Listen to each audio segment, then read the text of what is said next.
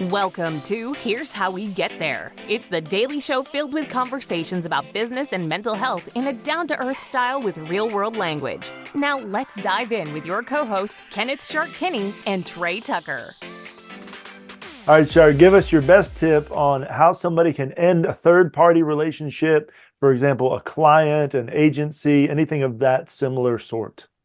Well, first of all, before you enter into any of them, understand the parameters of how long this relationship will be. There's either two ways. One, you're going to buy someone services, working with somebody on a term. Maybe it's 3 months, 6 months, 9 months, there's your contract, or it's ongoing.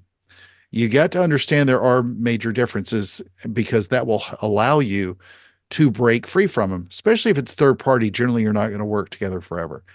For what I do with a lot of clients today, especially the ones that are small to medium-sized businesses, whenever they pull me in, or on a large business, as I try to define the time going in.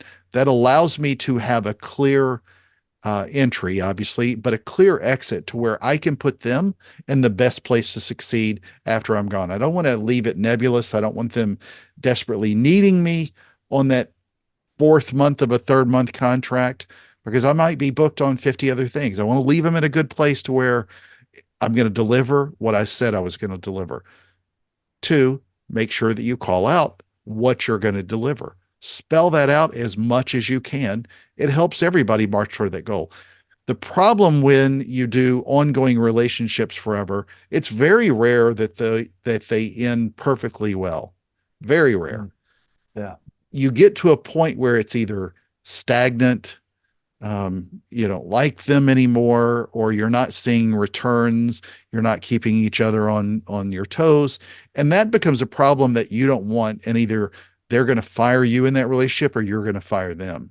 So define as much as you can from a time constraint period so that both sides will at least have fair expectations that you can measure within breaks. That doesn't mean that you can't renew, but look, if somebody's going to hire me on a third party, I want to be able to deliver for them what I promised them within that period of time.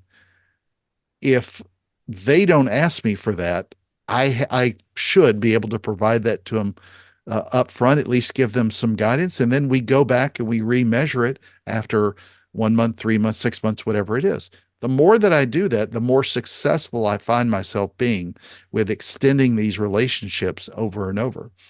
But whenever you're going to end a relationship with anybody, try to make it, leave it where it's not in a bad relationship, and that may make obvious sense, but you want to leave it to where that would they possibly refer you to someone else down the road. They don't do that if it gets stale and old. And if you've been working with somebody for 15 months and it was just going to be a 3-month deal, but they stopped it at 15 months because they had issues or things weren't going great or whatever, you maybe haven't left it in the perfect place for them to eject, if you will.